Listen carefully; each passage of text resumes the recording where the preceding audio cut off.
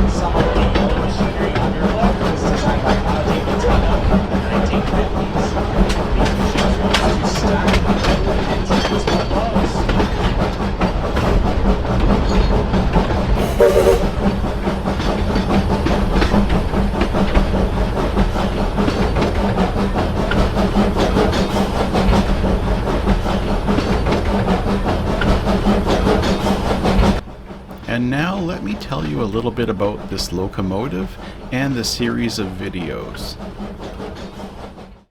Welcome to this episode of my Samson steam series. Samson is the nickname for the number 25 steam locomotive that sometimes pulls the visitor train on the Cowichan Valley Railway. That's at the BC Forest Discovery Centre in North Cowichan on Vancouver Island.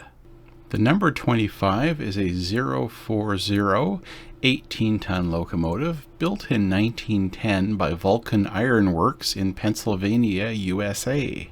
The locomotive's industrial work in the province of British Columbia started in 1920 for the S.S. Magoffin Construction Company, and that's why that name is painted on the locomotive, honoring that history. Since 1955, this locomotive has been on Vancouver Island, and it's now spent the majority of its life here at this forest museum. The style of this video series of episodes is to show the number 25 locomotive in various scenes as it pulls the visitor train.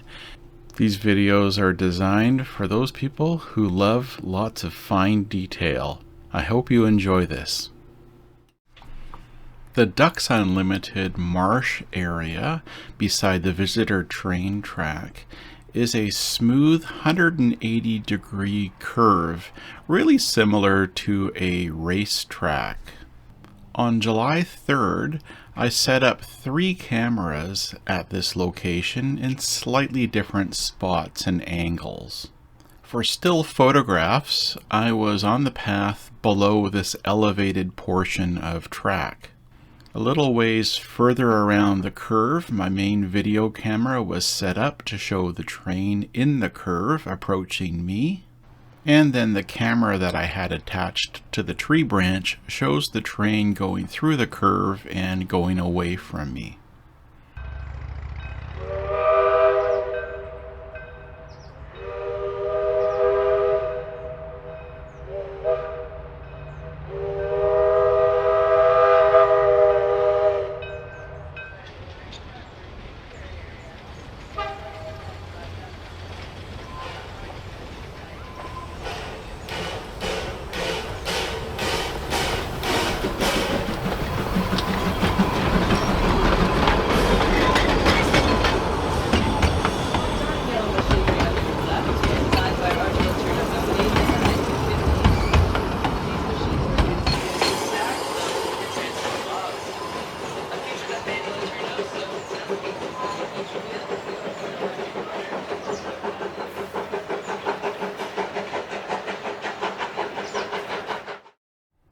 On June 17th, I was set up in a field area with the marsh and lake behind me, and I was looking for a more wide open view of the train passing by in the background on its hard-working uphill grade.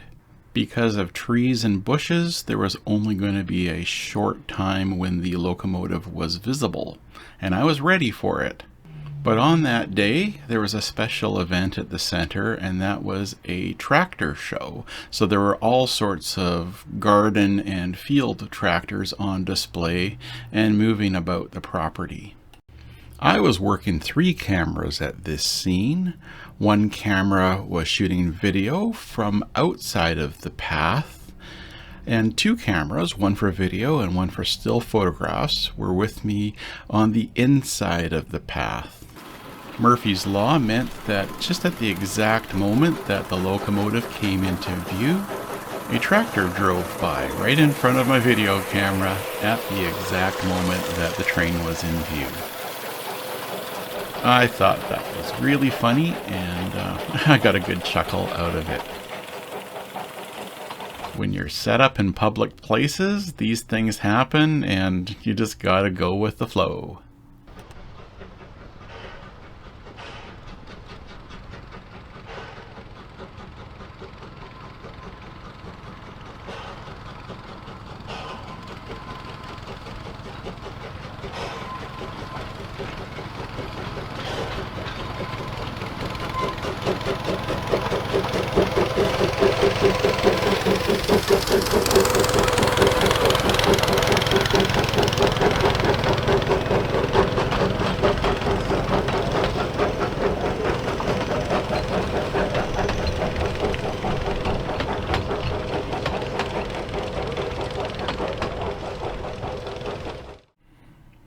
The area beside the Y and behind the bunkhouses is a favorite place for me to photograph the train, just because of the long straightaway of it approaching, working hard uphill.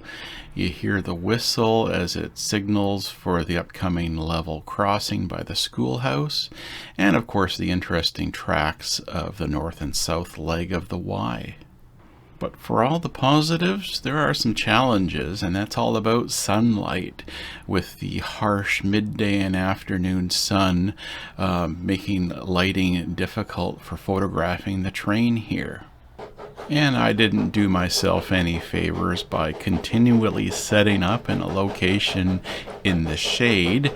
And so when the train came through the sunlight and was finally in its prime location in front of me, I would get it half in the shade and half in the sun. I eventually figured out this was a problem, and so I eventually learned to set up in a place where the train would be in sunlight or shade, but not both at its place where it passed in front of me. For me, this illustrates what I really enjoy, which is live and learn. You just keep going to similar places and observe the results and make some fine adjustments, and eventually it comes together. On the afternoon of July 23rd, I finally got my location placement right and good, and the overcast skies were a big help, giving me even lighting for this scene.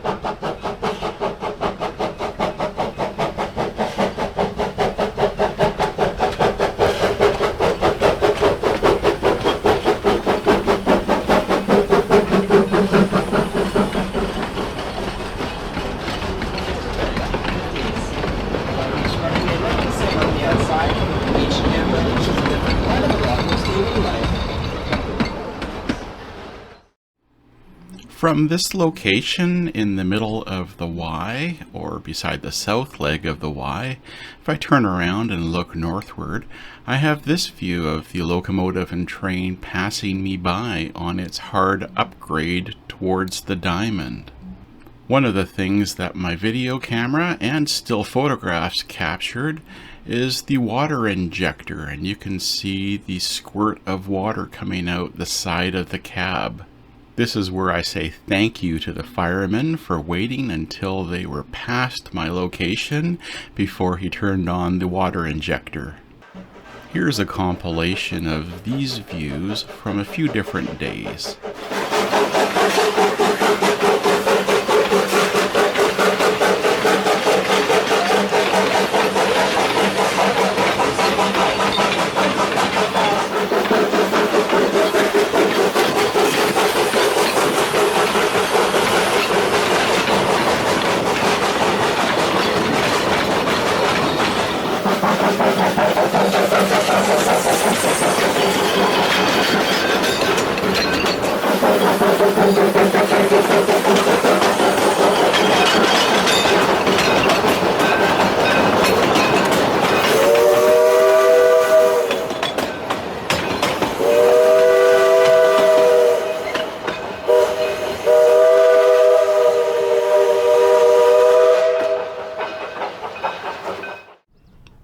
And for those who love lots of detail, here are a couple other passes of the train at this location.